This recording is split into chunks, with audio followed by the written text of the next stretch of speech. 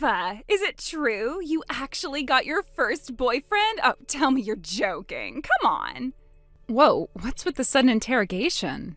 Yes, I did. I have a boyfriend now. No way! Is it really that shocking? Yes. We're talking about you. The quiet, gloomy, forever single older sister with zero dating history since birth suddenly has a boyfriend? And not just that, I heard he's younger than you. He's only 2 years younger. That's not a big gap. Wait. That would make him my age. Oh, yeah, I guess it would. OMG. You have to introduce me. When can I meet him? No. What? Oh, that was fast. You didn't even think about it.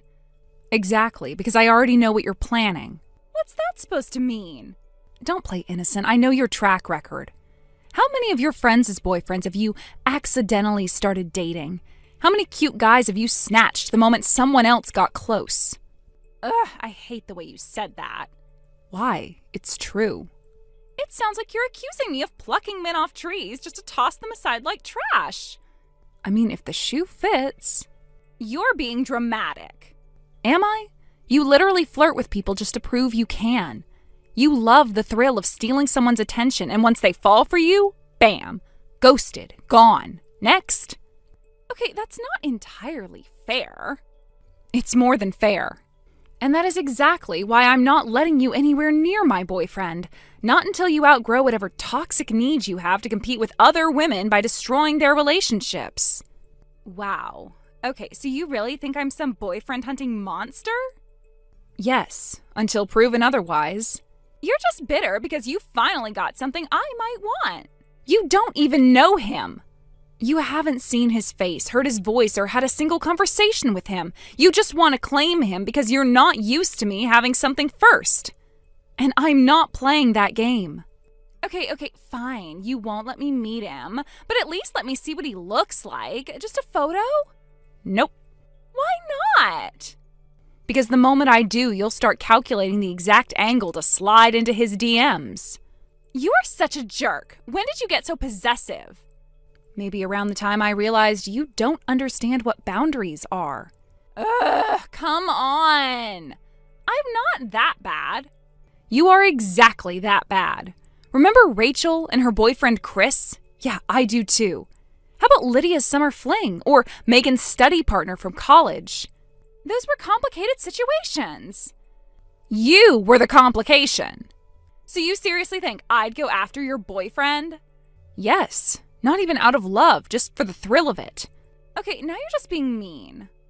I'm being realistic. Look, if you actually want to be part of my life, you're going to have to earn that trust back. I'm not going to just hand it over because we share DNA. Wow, you really mean this, huh? I do. This guy is different. He makes me happy, and I don't want to invite chaos into something that's finally going right. You're really not even going to show me a picture? Nope. Ugh, you're such a stingy old hag sometimes. And you're still acting like a spoiled child who thinks everything she sees is hers for the taking. Whatever. I don't even care that much anyway.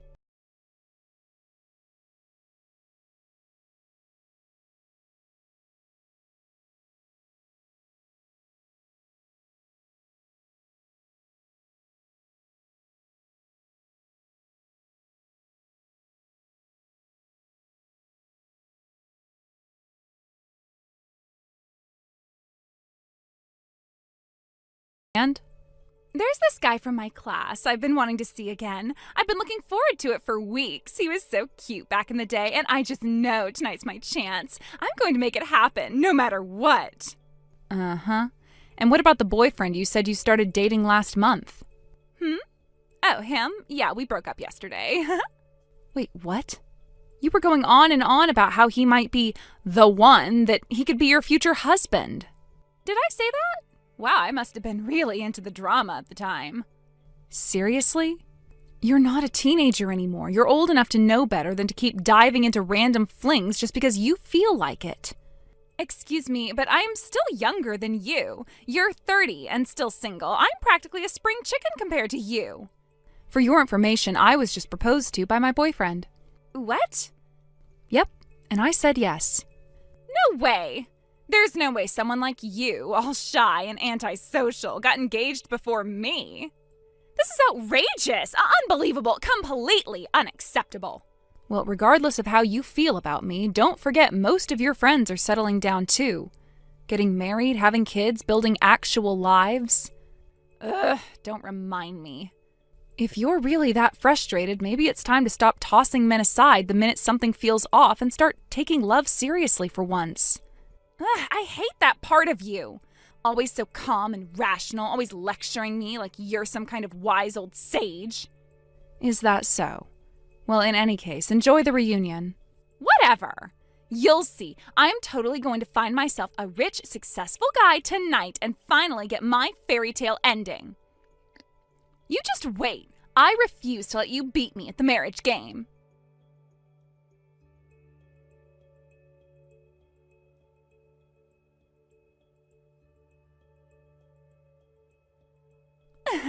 Ava! Emma? Wait, hold on. Didn't you stay out all night? Busted. Yeah, Mom called me this morning. She was really worried about you. She said she hadn't heard from you at all. If you're going to spend the night out, you could at least let someone know. Okay, I'm sorry. Are you actually sorry or just pretending? Come on, don't be mad. Too much stress isn't good for your complexion, you know. Ugh, you're impossible sometimes. But never mind all that. Listen up, because I have huge news. Like, seriously epic. Yeah, go on then. I hooked up with my soulmate at the reunion last night, brought him home and everything. Your soulmate? Yep, and guess what? You know him really well. Wait, what? I don't know anyone from your high school. I wasn't even connected to that school. Oh, you do know him. Very well, actually. It's Seth. Seth? Come on, don't pretend you don't know. You're not fooling anyone. Seth, your boyfriend, or maybe I should say ex-boyfriend? Excuse me? Yep, just to make it extra clear. Seth and I spent the night together, and it was unforgettable. Right. Oh, and another thing, I've decided I'm going to marry him, which means I'll be tying the knot before you do. Isn't that exciting? Is that so? Aren't you just dying inside? You have to be. I mean, you're already 30. Your options are thinning out fast. And now your man's been swept away by me. So, sorry, not sorry. Sorry to kill your little moment here, but who's Seth again? What? You're kidding, right? Your boyfriend, my classmate, Seth. I know for a fact he's been dating you. Why are you pretending otherwise? No, seriously, I've never dated anyone named Seth. I don't even know a Seth. Nice try, but denial doesn't make the truth disappear. Emma, I'm not denying anything. I'm just genuinely confused. Anyway, it doesn't matter. I'm with him now. So do yourself a favor and just back off. Wow. You really believe you're in some romantic drama, huh? Tisk, tisk. There she goes. Ava in full berserker mode. Total denial, no reasoning, just vibes. I've seen this before. You are unbelievable. Whatever. Point is, Seth is mine now, so whatever you thought you had going on.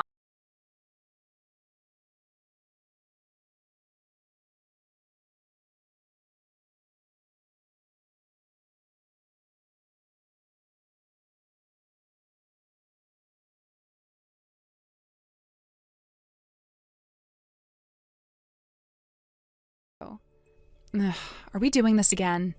Mom called me this morning. She said you're still moving forward with wedding plans, even though there's no way that day's ever going to come. You seriously think you're going to walk down the aisle with him? Please. And you're one to talk. Didn't I just see you strolling down the street the other day, clinging to some older guy like you were glued to him? What happened to your supposed fiancé, huh? That guy was just a fling, a little fun. Seth is still my real fiancé. So you are cheating on him? Wow. You really don't even try to hide it anymore, do you? Forget that. I've got news for you. News that matters. What? I'm pregnant with his baby. So if you've got even a shred of decency left, you'll back off and let me have him. Wait, what? You're saying you're pregnant? Yes, and you know what? This is karma. You've been walking around like you're better than me just because you got engaged first. Oh, wow. Ava's got a younger guy now. Oh, look, Ava's getting married before me. I hated that. So I took what mattered most to you. Your man. Emma. All those nights I stayed up obsessing after that reunion, all that effort I put in to make him fall for me, finally paid off. You were careless. You left the door open and I walked right in. Just so I'm clear, this Seth you're talking about, he's the guy you met at our high school reunion, right? Your classmate? Yeah. Seriously, why are you acting like you don't know him? You said his name before. See, that's the thing. I think you've got the wrong person. My fiancé, his name isn't Seth. In fact, he's not even close in age. He's 10 years older than me. Huh? Wait, didn't you say you started dating a younger guy? I did. That was months ago. It didn't work out. We lasted like 2 months. That relationship is long over. Right now, I'm with someone I met through work. He's mature, stable, grounded, and his name is Marcus, not Seth. Wait, what? No, that can't be right. Seth told me you two were dating. Okay, let me ask you something. Does Seth happen to have a cousin named Marcus? Actually, yeah. He mentioned a cousin by that name once, I think. Well, Marcus is my fiancé. No, no frickin' way. I live with him. We're engaged. And just so you know, he's sitting right here next to me watching this entire conversation unfold on my phone. And funny enough, as soon as I showed him your messages, he said, "That's Seth, my cousin from A High." Oh my God. And just now, Marcus called him. They had a little chat. Want to know what we found out? I guess? Apparently, Seth has been jealous of Marcus for years. Always saw him as some kind of rival, even though Marcus never really cared enough to compete. And when Marcus got engaged, to me, Seth somehow got a hold of a photo of me on Marcus's phone. He saw it and thought, "That's Emma." Then as if by fate, the high school reunion invite hit his inbox. And that's when the plan clicked in his head. Use your obsession with beating me at everything, especially relationships, and lure you in by pretending he was my boyfriend. He figured you'd fall for it, hook, line, and sinker. You're kidding. You mean I was just a pawn? Pretty much. A convenient one at that. Look, Emma, we may be polar opposites in how we act and carry ourselves, but we're still sisters. We look alike. He saw my photo, knew you'd take the bait, and used every bit of your predictable behavior to pull it off. And you know what the kicker is? As soon as Marcus told him over the phone, the woman in that photo is my fiancée, Emma's older sister, Seth started screaming so loudly that Marcus had to pull the phone away from his ear. No way. No, this can't be happening. You want to know the real cherry on top? Please don't. Seth, he's married with 2 kids. What? Yeah. And guess what else? He doesn't have a job. 0 income. He lives entirely off his wife's earnings. No. He wore designer brands. He talked about business. I thought he had money. Those luxury clothes, all bought with his wife's credit card. I can't breathe. This isn't real. This has to be some kind of sick joke. You sure you want to keep the baby? Ugh! No way I'm having some loser's kid. He tricked me. Well, that's up to you. But Marcus told Seth's wife about the affair, so if I were you, I'd brace myself. Things are about to get messy. You didn't. Oh, we did. And I wouldn't expect her to take it lightly.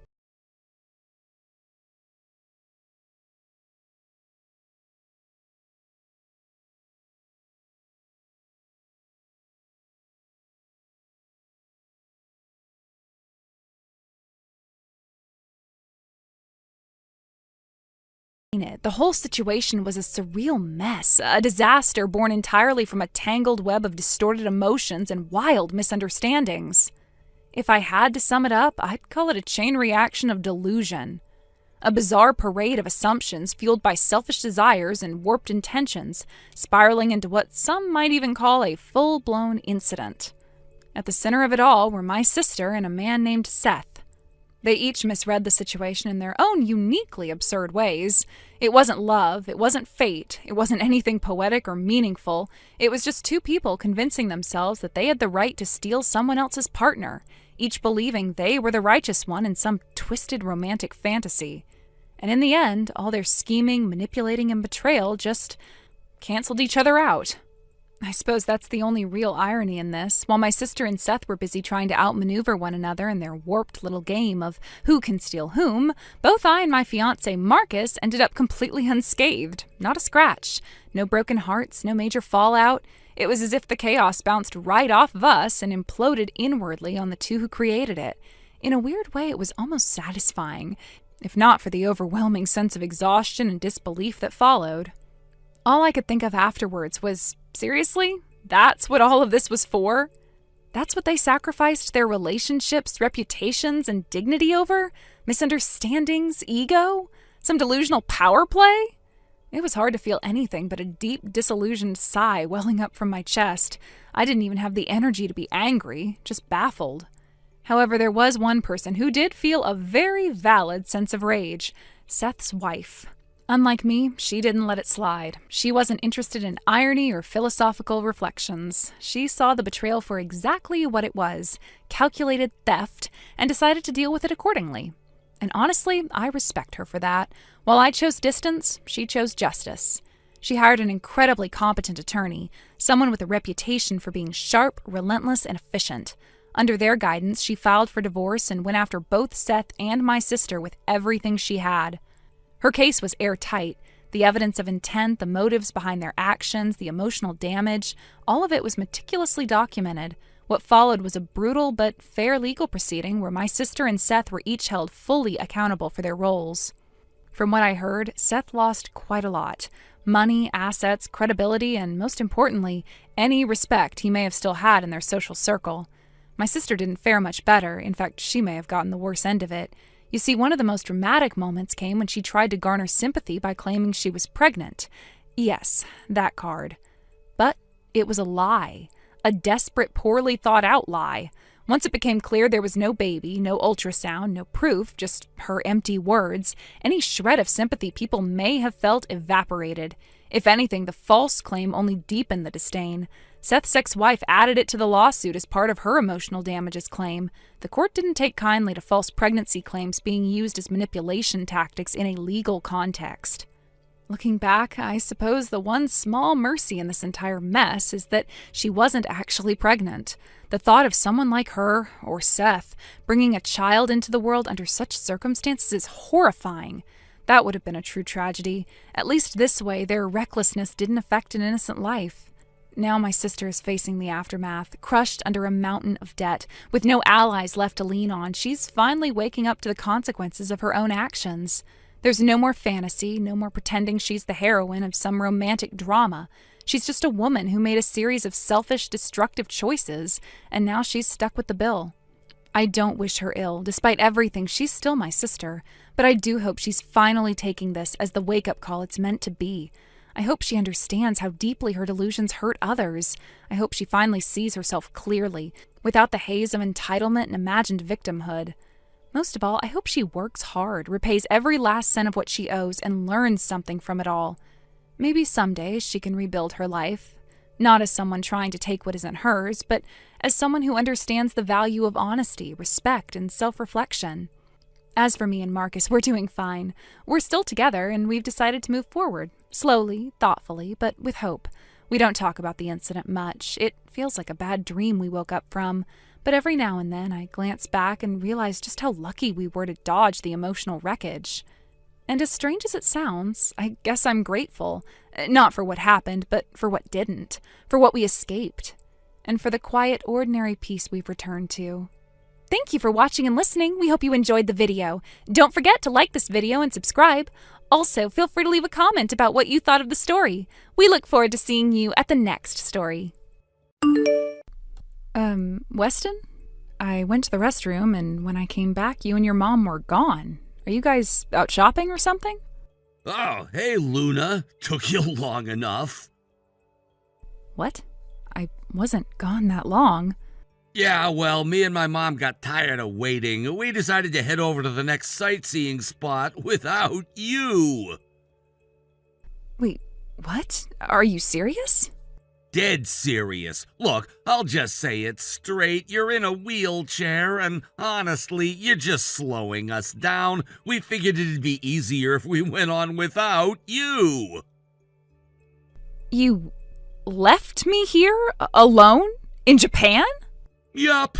Thought you could handle yourself. You know the language, right? Shouldn't be a big deal. What are you saying? My bag is with you guys. My wallet, my return ticket, everything I need is in there. Yeah, well, no point in you having the return ticket if you're not traveling with us anymore, right? You've got to be kidding me. How am I supposed to get back to the US without money or ID?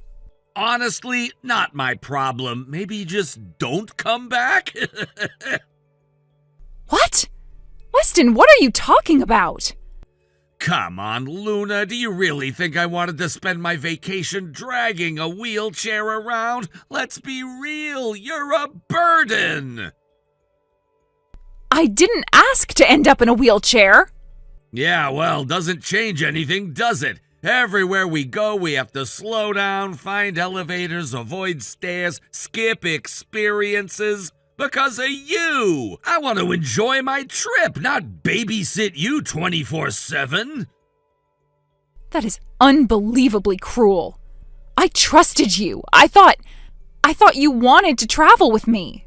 You really don't get it, huh? You're clingy, you complain constantly, and everything revolves around your needs. You think that's fun to be around? That's not fair. I've never complained about the pace or made demands. All I've ever done is try to keep up, try to be positive. Doesn't matter, I'm over it. So's my mom, by the way. We talked about it, and yeah, we agreed you're too much of a hassle. So we decided to ditch you. Simple as that. You're seriously telling me you both planned this? You planned to leave me stranded? Yup. Oh, and just so you know, I'm keeping your wallet. Thanks for that, by the way. You always were the better earner. No, you can't. That's my money. That's everything I need to survive. Already spent some of it, actually. Japanese shopping is expensive, you know? But hey, your hard work isn't going to waste. I'm sure I'll get some good souvenirs out of it. Please, I am begging you, just come back. Pick me up, give me my stuff. I'll forget this ever happened. Yeah, no thanks. Oh, and one more thing. All those hotel names I gave you for our future stays, totally fake. What? Yep, I made up all the locations. You've got nowhere to go. Me and Mom are off to Kyoto next. Should be fun. I hear cherry blossom season's starting early this year. Weston, you can't do this. This isn't just cruel, it's criminal. Oh, come on, you'll be fine. You're fluent in Japanese, aren't you? You'll figure something out. Maybe you'll grow from the experience, build character, or whatever. You're unbelievable. You're actually laughing while leaving me stranded in a foreign country, in a wheelchair with no money and no way to get home? Pretty much, yeah. Anyway, the tour bus is pulling up. Gotta go. Enjoy the rest of your solo adventure in Japan. Hope you make some new friends or something.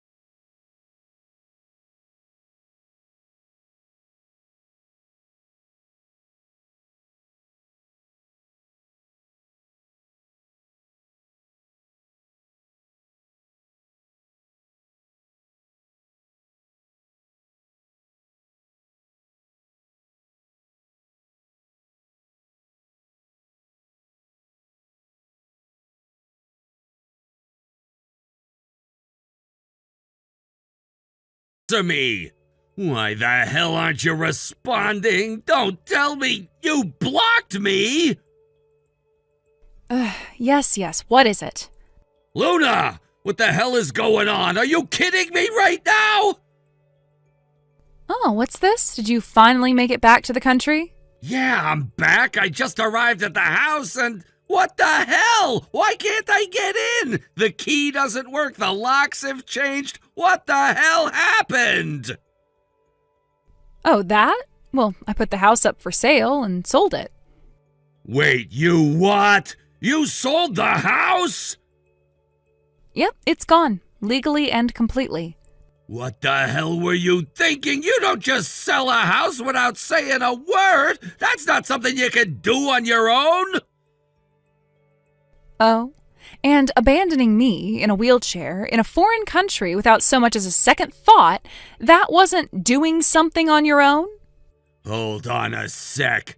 You're saying you made it back here? You're actually in Japan? Of course I am. You left me stranded, but I was already back home 2 days after you dumped me there. How? Honestly, it wasn't that complicated. You seem to have forgotten, but I did live in Japan for 3 years as a teenager. Remember that? Oh, right. I guess you did mention that once. I had a friend who lives just an hour from the hotel you left me at. I called her. She picked me up, helped me get everything in order. Luckily, I had my phone, passport, and credit card on me at all times, unlike some people. Unbelievable. Oh, and back to the house, the one I sold. Yeah, that's the part I'm freaking out about. You did something insane, Luna. That house wasn't even yours. I'm the head of the household. You? You really think you were the head of that house? Of course I was! My mom loved it! It was wheelchair accessible, totally perfect for her, and you just went and sold it! We were robbed overseas, I've been through hell, and now this? Oh dear, you were robbed? Oh, how tragic. Stop messing around! Let me remind you, I was the legal owner of that house. What? No way! I thought it was under my name! Why would it be? That house was my family's. It was my parents' place. They moved out to the countryside and left it to me. I inherited it. I paid for the renovations. Every ramp, every widened doorway, paid out of my pocket. So explain to me again, why would I ever put your name on my deed?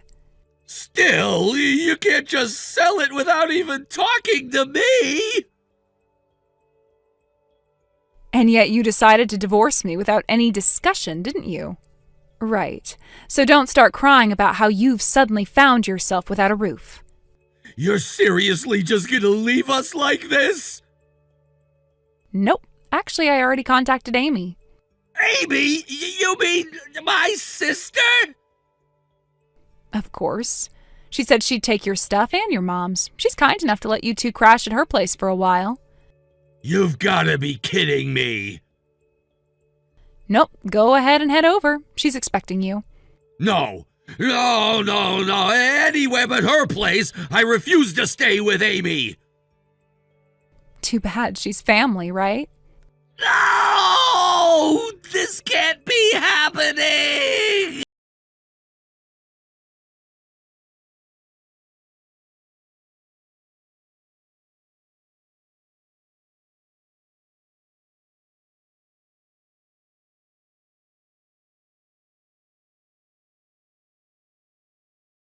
There was a disaster!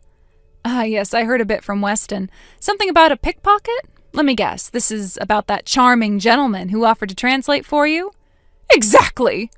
He seemed so kind, so helpful. I really thought we could trust him. When I needed to use the restroom, I left my bag with him for just a moment, and when I came back, poof! He was gone along with my things!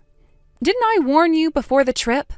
That your first time overseas might not be the best time to start chatting up random foreign men? He was handsome, okay. What was I supposed to do, ignore him? I wonder what your late husband would think if he heard you say that. Oh, forget about that for a second. We need to talk about the house. Right, you might want to check the messages Weston and I exchanged. Everything you need to know is there. I'd rather not repeat myself, honestly. Excuse me? Did you just say you can't be bothered? You're the daughter-in-law. Don't forget your place. Oh, come on now. You and Weston wanted to divorce me, right? So I figured since we're no longer family, I can stop pretending to care about your feelings. Oops, wait, not wanted. Did. The divorce is already finalized. What? Yep, I flew back a bit earlier than you and checked the mailbox when I got home. Guess what I found? A love letter from the woman who claims to be Weston's new girlfriend, along with a signed divorce paper, in Weston's handwriting no less. She even included a USB stick with a video of him filling it out like some weird souvenir. Unbelievable! I figured since he went through all that trouble, I might as well do him the favor of submitting the paperwork. So, yeah, it's done. Wait, are you saying Weston was cheating? It appears so. According to his new lady friend, she's more deserving to be his wife, and I should just get out of the house and make room for her. And did she know the house was your family's? Oh, she found out quickly. I sent her a little message to let her know she's been chasing after a man who didn't even own the roof over his head. Also added that she'd be inheriting his charming mother, you, by the way, who once encouraged him to abandon his wife overseas. And her reaction? She dumped him. Paid the compensation I requested, blocked him, and vanished. Seems she wasn't up for the full package deal after all. No way. While the two of you were busy running around in Japan trying to salvage whatever mess you created, I was here tying up loose ends and clearing my name. This can't be happening. Oh, it is. The only thing left now is to sort out the financial compensation Weston owes me. I've already spoken to my lawyer. He'll be paying a visit to Amy's place to deliver the documents. What? You might want to be there when he arrives. He'll need your signature, too. Wait, no. Oh, please, not Amy's house. Anywhere, but... I figured you'd say that. Amy, could you step forward now? Huh? I asked her to come pick you up. She should be right behind you.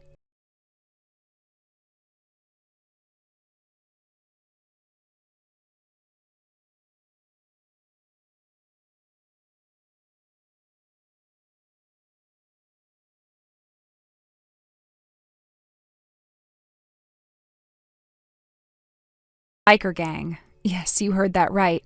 Back in the day, she wasn't just known, she was respected and feared in circles you wouldn't dare enter. But those wild days were behind her now. These days, she was a mother of two and living a quiet life as a devoted wife and parent. To anyone who met her on the surface, she seemed mild, composed, and even gentle. But here's the thing about Amy. She absolutely despised injustice. If she saw someone being taken advantage of or mistreated, especially someone she cared about, something would awaken in her. A fire. A presence so commanding it could silence a room, make grown men fumble for words, and apparently reduce my ex-husband and his mother to trembling messes. After getting married, Amy had moved about 2 hours away by car. That physical distance had lulled my ex and his mother into a false sense of security. They assumed Amy was out of reach, out of the picture, too busy raising kids and being a housewife to meddle in family affairs. And so, with her gone, they set their sights on me. Day after day, I was subjected to their ridicule, passive-aggressive comments, outright verbal abuse, and manipulation. My ex, smug in his own infidelity, acted like he could do no wrong, while his mother treated me like some unworthy burden that never should have joined their prestigious family. But here's where their entire scheme fell apart. What they didn't know, what they never thought to ask, was that Amy and I'd become close, very close. Since the early days of my marriage, she'd been one of the only people in that family who treated me with warmth and genuine care. We'd stayed in touch even after her move, phone calls, texts, even the occasional visit when schedules allowed. So when I found myself left behind by a cheating husband and tormented by a bitter mother-in-law, I knew exactly who to turn to. I told Amy everything. I told her how her younger brother had abandoned me emotionally, how he'd flaunted his affair as if I should somehow be the one to blame. I told her how their mother encouraged it, blaming me for not being pretty enough or obedient enough. I even told her about the day they left me standing at the curb, luggage in hand, in front of a locked house they'd claimed was no longer mine. Amy didn't raise her voice. She didn't even curse. All she said was, "Leave this to me." The very next week, a large sum of money appeared in my bank account. It was the full settlement amount I'd requested in my divorce proceedings, a figure my ex had previously scoffed at and refused to pay, claiming I didn't deserve a cent. No explanation came with the money, just the transfer. Clean, final, no further dispute. Naturally, I was stunned. I called Amy. She just laughed softly and said, "Let's just say he suddenly remembered what's fair." The details of what happened next are still mostly a mystery to me, but from what I've gathered through mutual acquaintances and whispers from extended family, Amy didn't just confront her brother, she obliterated whatever illusion of control he thought he had left, and she didn't do it alone. You see, Amy still had connections, people from her past who hadn't forgotten what she'd done for them, people loyal enough to jump at the chance to help her out, especially when it came to correcting a wrong. Apparently, one of those connections ran an overseas manufacturing facility, known more for discipline than luxury. Not illegal, but definitely not the kind of place you voluntarily signed up for unless you had nowhere else to go. From what I hear, that's where my ex-husband ended up. Amy arranged for him to be sent there under the pretense of helping him rebuild his life. In truth, he was being trained, as Amy put it, forced to wake at dawn, work long hours in sweltering conditions, and reflect deeply on every selfish, cruel, destructive choice he'd made. No more lounging on couches or playing the victim. No more blaming me or life or anyone else for his shortcomings. His mother, too, quickly fell from grace. With her son out of the picture, she lost whatever power she'd lorded over me. From what I've been told, she tried to reach out to Amy, perhaps thinking she could still manipulate her sweet daughter-in-law, but that ship had long sailed. Amy cut her off completely, making it clear that she stood on the side of justice, not bloodlines. And me? I moved on. For the first time in years, I felt like I could breathe again. There were no more whispered insults, no more silent treatment at the dinner table, no more passive-aggressive jabs, just peace. Beautiful, hard-earned peace. I found a small apartment of my own, decorated it however I liked, and started working toward rebuilding my career. I didn't rush into anything. I let myself grieve, process, and slowly rediscover the parts of myself I'd buried to survive that toxic household. And through it all, Amy checked in, offering advice, encouragement, and sometimes just a listening ear. Thank you for watching and listening. We hope you enjoyed the video. Don't forget to like this video and subscribe. Also, feel free to leave a comment about what you thought of the story. We look forward to seeing you at the next story. Gianna, do you have a minute right now? Oh, hey Harper. Thanks again for having me over today. Yeah, listen, I actually wanted to talk to you about something. Could I ask you not to drop by unannounced like that? Oh, don't worry about it. I don't mind at all. No, I do mind, actually. Anyway, seriously, thanks for coming by. And that fruitcake from the department store? Oh, that was really something. Huh? Wait a second. The fruitcake I had in the fridge, it's gone. Hold on. Don't tell me you went into my fridge and just took it. Oh, that? Yeah, Kiki saw it when she was getting juice. It was right there in plain sight, so I figured you left it there for me, as a little gift. No, actually, that cake was a present from my mother-in-law. Oh, wow, really? Well, I guess technically it was already a gift, just not to me. Still, it was delicious, so I'm not complaining. Okay, I'm really sorry, but can I have it back? Wait, what? Why? My husband has a serious sweet tooth. He'd been looking forward to eating that cake. Are you serious right now? You're actually asking me to give something back after you already gave it to me? Oh, that's so cheap. I didn't give it to you. You took it. Well, too late anyway. We already ate it. What?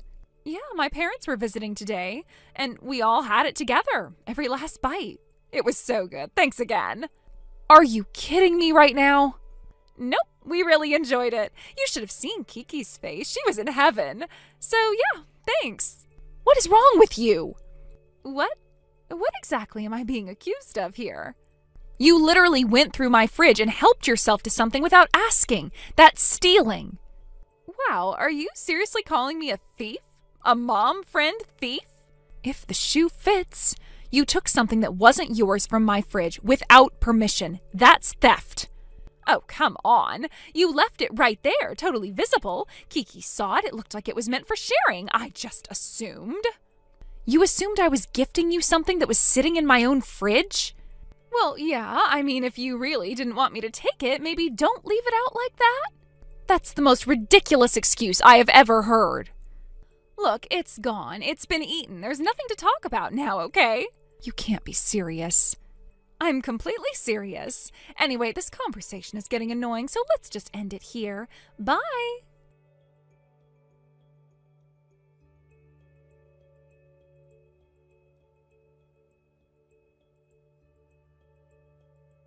Dan, hey, do you have a minute? Yeah, what's up? Okay, I'm just gonna get straight to the point. No sugarcoating. What's going on? That roll cake your mom gave us, it got taken by one of the neighborhood moms. Wait, what? Hold on, what do you mean taken? I'm sorry, I know you were really looking forward to it. I had it saved, I really did, but she just took it. What the hell even happened? How does something like that even go down? Well, it was earlier today. I was outside on the balcony hanging laundry, and out of nowhere, this mom and her daughter just showed up. Totally uninvited, no message, no call, just barged right in. Wait, are you talking about her, that woman who moved here a few months ago and immediately became the neighborhood problem child? What's her name, Gianna? Yep, that's the one. She's the mother of that loud little girl, Bailey. But she lives like 2 miles away. How'd she end up here? I guess because nobody around wants to deal with her anymore, she started venturing out further to find someone who'd still put up with her. And unfortunately, today that was me. Unbelievable. What a pain. But damn it, that roll cake was super hard to get. Your mom lined up early at the store just to buy it for us. I was really looking forward to that. I know, I feel horrible. She even asked me yesterday to make sure you got to eat it fresh. So what, Gianna just saw it and helped herself? Pretty much. I came back in after hanging laundry, but she was already poking around the fridge. Bailey was screaming her head off the entire time. "I'm thirsty. I want juice. Where's the candy?" It was chaos. She was flailing around, stomping her feet, crying like a banshee. I couldn't even get a word in. God, what a nightmare. Did she seriously just snatch the roll cake and leave? Not right away. She acted like it was totally normal. Said something like, "Oh, this looks good. Hope you don't mind if we help ourselves." Before I could even say no, Bailey was already digging into it before I could stop her. You've gotta be kidding me. I wish I were. It was a total mess. We are never letting them in this house again, ever. Agreed. I should have locked the door the second I went out, but I didn't think she'd show up out of nowhere like that. Hey, wait a sec. Speaking of boundaries, you remember that story from a while back? Someone told us she went into someone's bedroom without permission? Yeah, I remember that. Do you think she did something like that here, too? Oh no, I didn't even think to check. I better go look right now. Go! Check the bedroom. If she's gone through anything in there, I swear I'll... I'm on it.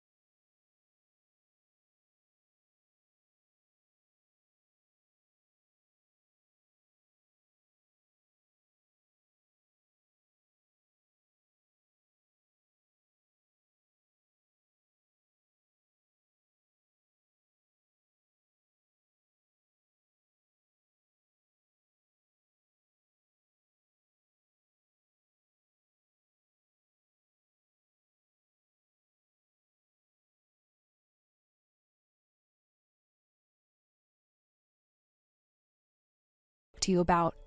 Oh, for God's sake, what now?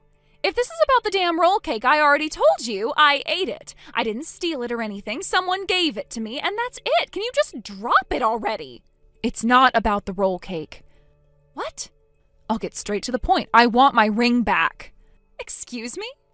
Gianna, when you came to our house today, you went into our bedroom without permission. You forced open my drawer. Compared to that, stealing the roll cake almost seems innocent. If you return the ring right now, I won't press charges. Are you serious right now? Wait, are you actually accusing me of stealing some ring just because I was in your house today? You really think it's okay to just throw around accusations like that with zero proof? That is disgusting. Even if I told you I have proof? What? My husband accidentally left the camera recording in our room this morning. We've got clear footage of you taking the ring. Are you serious? That ring was my grandmother's. It's a family heirloom. Give it back, Gianna. Yeah, about that. That ring, it's gone. What do you mean, gone? Well, see, my daughter found it. I guess I'd left it out on the living room table for a bit, and kids, you know. She took it out to the balcony and got curious, and then she found a hammer somewhere. She what? Yeah, apparently I told her a while ago that diamonds are really hard, and she remembered. I guess she wanted to test it. So, she smashed it, like completely pulverized it. You're joking. Nope, the thing turned to dust. It was actually kind of funny. It was my grandmother's ring. How could you be so casual about this? Look, relax, okay? It was probably fake anyway. Some cheap knockoff. If it broke that easily, there's no way it was real. You're seriously this worked up over a little broken jewelry? That little broken jewelry was appraised at $50,000. What? $50,000. I have the certificate if you'd like to see it. Wait, what? Are you actually being serious right now? I am. Come on, there's no way. That thing was probably glass or plastic. You're totally trying to scam me. No, Gianna, you clearly don't understand how diamonds work. What you were talking about earlier, how hard they are, that's called Mohs hardness. It measures how easily something gets scratched. But the toughness, how easily something breaks, is a totally different thing. Diamonds are hard, but they're also brittle, just like quartz. You hit them right and they shatter. No way. Seriously? Absolutely. But it was my daughter. She's just a kid. And kids are the parents' responsibility. You don't get to use her as a shield to dodge the consequences of your actions. But let's be honest here, none of this would have happened if you hadn't stolen it in the first place. Don't you dare pretend you're the victim. So what? I'm just supposed to roll over and accept all this crap because you had some fancy jewelry lying around? Are you hearing yourself?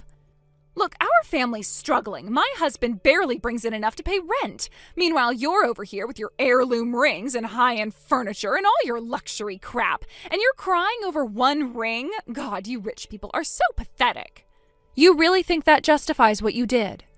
Oh, come on. You probably wouldn't even notice if that ring was missing. I noticed. It was priceless to me. And you destroyed it. And more than that, you broke into our house, rifled through our drawers, and stole multiple things. Wait, what? Multiple things? Yeah, you think I didn't notice the missing cufflinks, the tie pins, the earrings?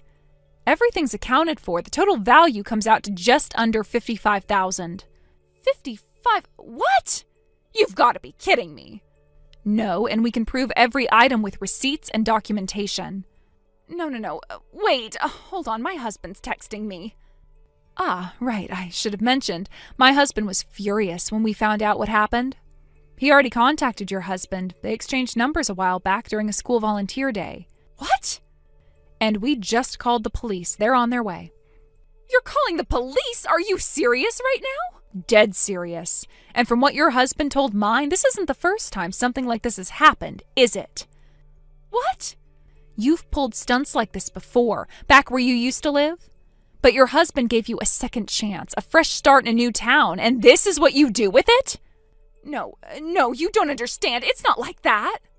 Then how is it? Because all I see is a sad, desperate woman who thinks other people's pain is a free pass to make her own life a little easier. Gianna, you're not just irresponsible, you're dangerous. And honestly, I do pity you, but I won't protect you. That ring, My grandmother gave it to me just before she died. I kept it safe for years, and you destroyed it in one day. Not even by accident, but through a chain of choices you made. No one forced you to take it. No one made you lie or laugh about it or blame a child for what you did.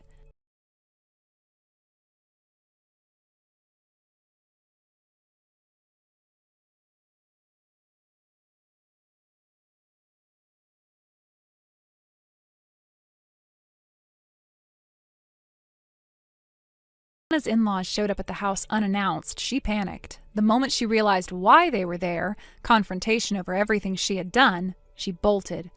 According to what I heard later, she ran straight into the bathroom and locked herself in, trembling.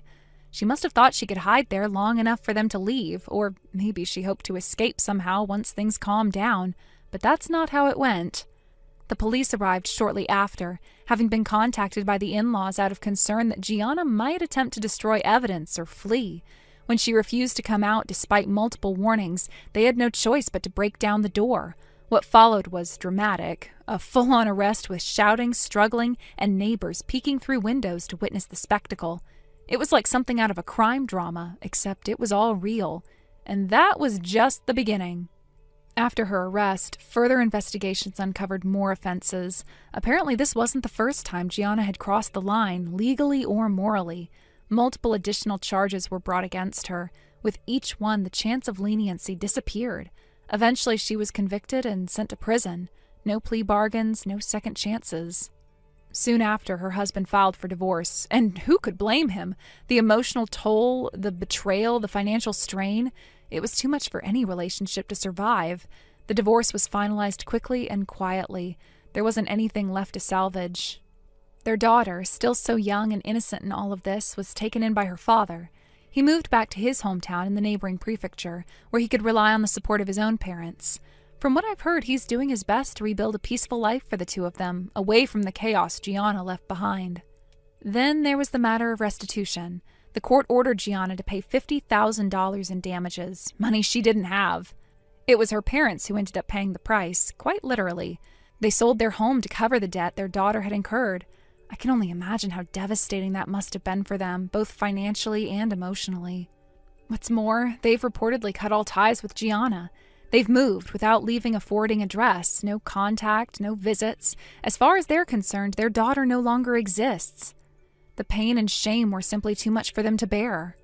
There's one thing that still stings, though, something small but deeply symbolic.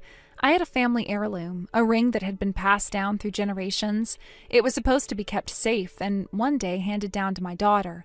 But Gianna took it during the worst of the fallout and it disappeared. I never got it back. That loss still aches in a quiet, stubborn way. But not all is lost.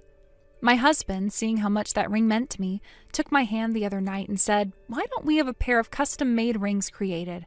Something just for us. Something that represents our journey and everything we've overcome." His words, his support, they brought tears to my eyes.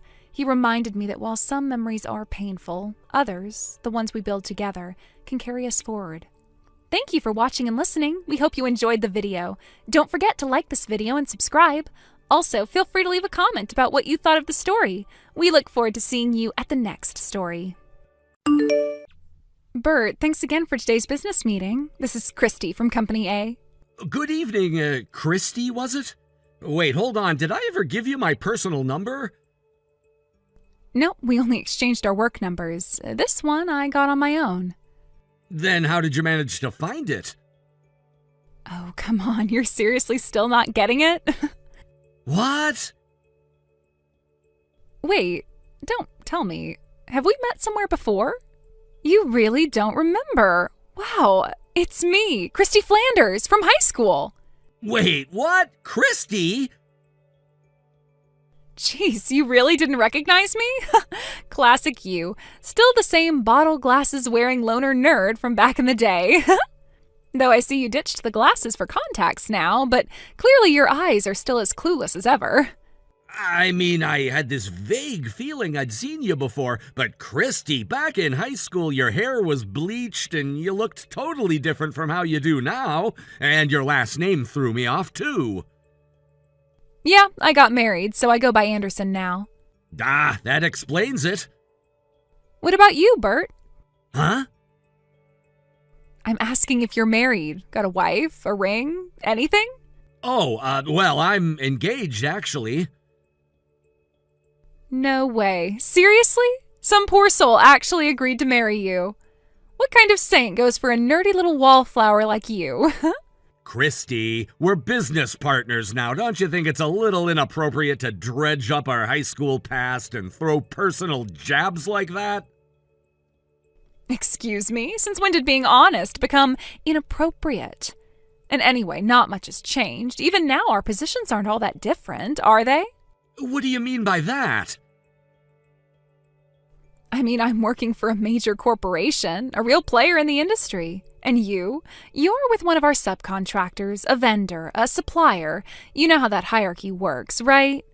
General contractors are above subcontractors. That's just how business and the world works.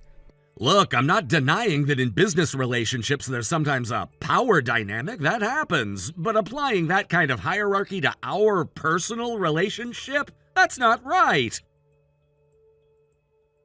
Oh, listen to Mr. Morals over here, getting all high and mighty for a subcontractor. Well, I'll pretend I didn't hear your little lecture just now out of kindness. But moving forward, you better remember your place. Crawl if you have to. Just make sure you're useful to me and my team. Got it?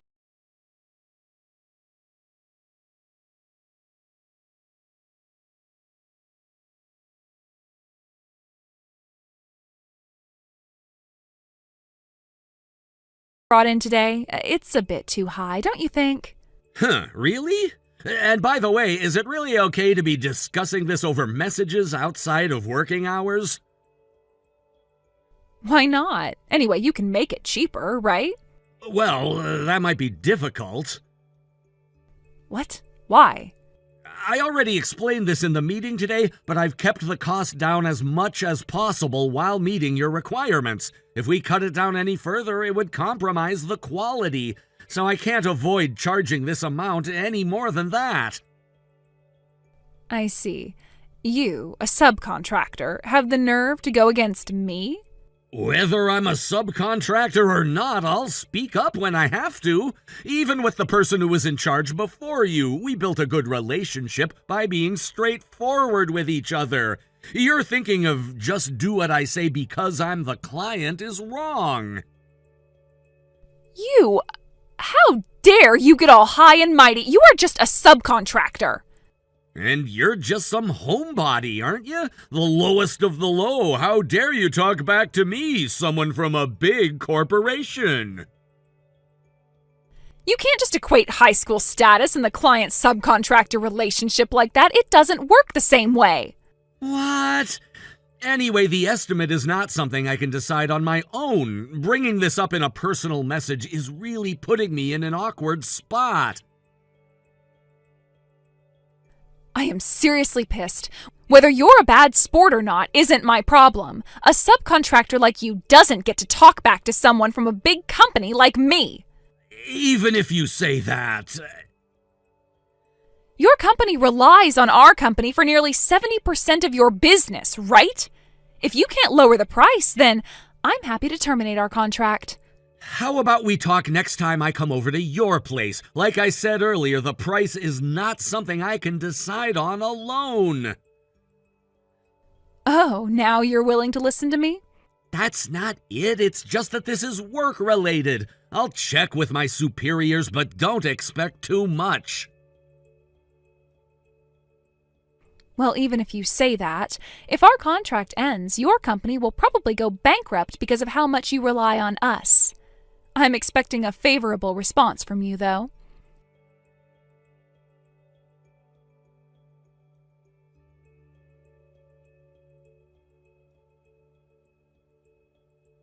Bert, are you kidding me right now? Why the hell haven't you called me back?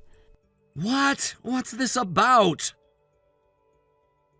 Don't play dumb. I'm the account manager for your company. Me. So why the hell did you go behind my back and contact my superior? You knew I said we couldn't lower the price. You ignored that and reached out to my boss anyway. Are you trying to get the contract canceled? I'm not your contact anymore. Excuse me? Wait, what are you saying? Don't tell me. You got taken off the project because you couldn't keep up. Oh my god, that's hilarious. Actually, that's funny because I heard you were taken off the project. What? Remember that ridiculous quote we submitted recently? The one you rejected out of hand? I escalated that issue to our senior team because your response was, well, unprofessional. And when my manager talked it through with yours, it became very clear, very quickly, that your little stunt had nothing to do with company policy. You acted entirely on your own. Wait, hang on. Oh, and while we're at it, something else came up during the discussions. You're pretty much out of chances, aren't you? What? Lowest sales numbers in the department, frequently unreachable during work hours, and that so-called sudden boost in performance. Turned out you were just stealing your junior colleagues' accounts. The company was ready to either sideline or fire you, but they decided to give you one last shot, and that shot was us, our account. Even so, that still makes me your contact, doesn't it? Did. Past tense. I was told you've been removed. They didn't tell me a damn thing about that. Why do you think they didn't? You think they want another one of your desperate, self-centered moves ruining what's left of your reputation? I was trying to help. If we won the bid at a lower price, we'd make a better margin. That would have been my win. Dropping the price by half isn't negotiation, it's sabotage. You're the subcontractor. You're supposed to do what you're told.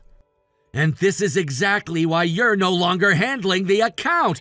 What? You don't understand the most basic principle of business, mutual trust. A good contract benefits both sides. You don't strong-arm a partner into submission. You build something valuable together. That's how lasting relationships are made. That's how successful companies operate. Oh, please. Don't act like you're some genius. You got pulled off the account, too. No, actually, I wasn't pulled. I was transitioned. I'm getting ready to go back to A Corp. Back to A Corp? As in my company? Not quite. You never noticed, huh? What the hell are you talking about? I'm the cousin of A Corp's next president. What? Yeah, my last name's different. He's from my mother's side. I used to work at a subsidiary of A Corp. My cousin wanted me to be his right hand when he took over, but before that he told me to go learn the ropes in the outside world, get real experience. That's how I ended up at my current job, just wrapping things up now. Wait, so you're telling me you're going to be part of A Corp's leadership? Exactly. I start next month in the executive office. Wow. Well then, how about this? Want to go on a date? What? A real one. And I'm not just talking drinks and small talk. I mean, anything you want. Anything. All I'm asking is you make sure I stay in a good position in the company. Think about it. Just one night and we both come out ahead. Not a bad deal, right? Are you serious right now? Why not? It's just business, right? You really don't see the problem here, do you? What? First of all, you're married, aren't you? I mean, yeah, but come on, nobody has to know. Second, I'm engaged. Okay, but... Third, and this one's important, I want absolutely nothing to do with you. Not personally, not professionally, not in this life or the next. Excuse me? You thought I had positive feelings toward you after all the times you belittled me, called us names, treated my team like trash? That was just... Save it. You dug your own grave, Christy. And just so you know, your department head, the sales director, has been watching this entire exchange. What? Yeah, he saw every last message, every attempt at blackmail, every last desperate move. Oh, God. You were barely holding on as it is, but this? You just guaranteed your own exit. Wait, I didn't mean... I'm done here. I have no more business with you. Please, Bert! By the time I return to A-Corp, you won't be there anymore. Good luck with the job hunt. You're gonna need it.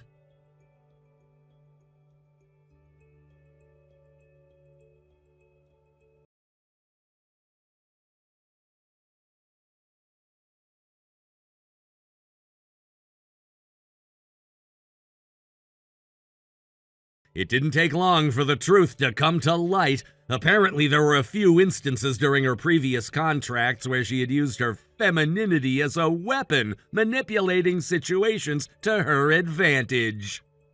It became clear that her actions had caused significant disruptions in her work, and the company decided to take legal action against her. There were financial damages to be paid due to the harm she had caused to the business. And on top of that, she was facing a lawsuit for emotional distress, primarily because of her affair with a married man. The scandal was far-reaching and the consequences were severe. Naturally, her husband found out about everything. It's hard to say how long he had suspected something, but when the truth finally came out, it led to their divorce. The strain of the affair and the ensuing public fallout was too much for their relationship to withstand. In the end, Christie's personal and professional life crumbled all at once. The divorce had a devastating effect on their family. Christie's husband took custody of their child, leaving her with nothing.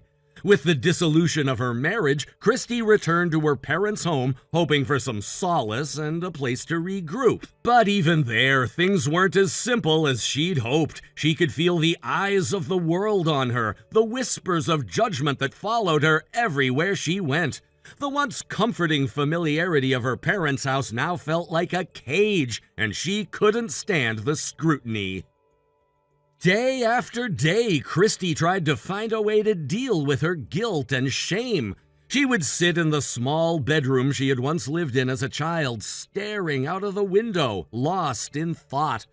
Her parents were kind and understanding, trying their best to offer support, but they couldn't erase the heavy weight on her shoulders. Their quiet concern only served as a constant reminder of her failure, and the pressure mounted with each passing day. The town wasn't kind to her either. News of the affair spread quickly, and everyone seemed to have something to say about it. Everywhere she went, there were hushed conversations, people whispering behind her back. Even the local grocery store, a place she had frequented for years, seemed like a battleground. Every aisle she walked down felt like it had eyes on her, and every conversation that stopped when she entered the room made her feel like an outsider in her own community. One day, Christie couldn't take it anymore. The tension had built up to a breaking point, and she snapped. The whispers, the judgment, the looks, it all became too much. She knew she couldn't stay there in that house under that cloud of shame. Without telling anyone, not even her parents, she packed a small bag and left. It wasn't that she had any particular place to go. She just knew she couldn't stay there anymore. She had to leave, to find somewhere, anywhere where she could be away from the suffocating atmosphere of her past. No one knew where she went. She disappeared from their lives as quickly as she had entered them. Her parents were left in a state of worry, unsure if they would ever hear from her again. The neighborhood was left to wonder what had happened, with only speculation to fill the void. Christie's name became a ghost in the town. The once well-known woman who had been part of so many conversations now seemed to vanish without a trace. Despite her sudden disappearance, Christie continued to make regular payments for the damages and emotional distress as required by the legal settlements. Somehow she was managing to keep up with her obligations. Perhaps she had found some kind of work or was living off of what little savings she had left. She was surviving, but no one knew how. No one knew if she had found a new life or if she was just drifting, lost in a world that had no place for her anymore. Her disappearance raised more questions than answers. What had happened to her? Was she alive? Was she okay? The last anyone heard of her was a vague message from her parents saying that they hadn't heard from her in a few weeks and they were worried. But even they didn't know where she had gone or if they would ever hear from her again. It's strange how quickly things can change, how quickly someone can go from being part of a community to being a complete stranger. Christy had once been a fixture in her town, someone everyone knew. She had had a family, a career, a future. But in the blink of an eye, it all unraveled. Her choices, her mistakes, they led her down a path from which there seemed to be no return. And now she was somewhere out there, alone, paying the price for what she had done. But there's one thing about Christy's story that stands out. It's the question of redemption. Does she deserve a second chance? Can someone like her ever make up for the damage she's caused? It's easy to look at her as nothing more than a cautionary tale, to see her as a woman who lost everything because of her own choices. And yet there's something heartbreaking about her disappearance. In some way, it feels like she's been lost to the world, a casualty of her own actions. She may never return, and she may never fully make amends for what she's done, but she is still a person who was once loved, once part of a family, once full of potential. The hardest part of Christy's story is knowing that she might never find her way back. Her life is no longer one that can be easily repaired. The consequences of her choices are too deep, too far-reaching. But there's also a small part of me that hopes she finds some peace, even if she never comes back. I hope she finds a way to rebuild her life, to heal from the pain she's caused, and to find a path forward, however difficult it may be. In the end, Christy's fate remains uncertain. The town still remembers her, still talks about her in hushed tones, but no one knows where she is or what has become of her. All we can do is speculate, to wonder if she'll ever return, or if she's simply gone for good. But one thing is certain, her story is far from over. She may have disappeared from our lives, but she hasn't disappeared from the story of her own life. And maybe, just maybe, that's the most important thing of all. Christy's disappearance doesn't feel like an ending, but more like an unanswered question. The town has moved on, but her absence still lingers. It's a quiet ache that everyone feels, though no one talks about it anymore. In some ways, it feels as though she's waiting for the right moment to return, if such a moment ever comes. Maybe one day Christy will reappear, and the town will have to reckon with the choices she made, with her mistakes and the aftermath of them. Until then, though, all we can do is wait and wonder, just like the rest of her story that remains unfinished. Thank you for watching and listening. We hope you enjoyed the video. Don't forget to like this video and subscribe. Also, feel free to leave a comment about what you thought of the story. We look forward to seeing you at the next story. Thank you for watching. Please subscribe and hit the like button. See you next time.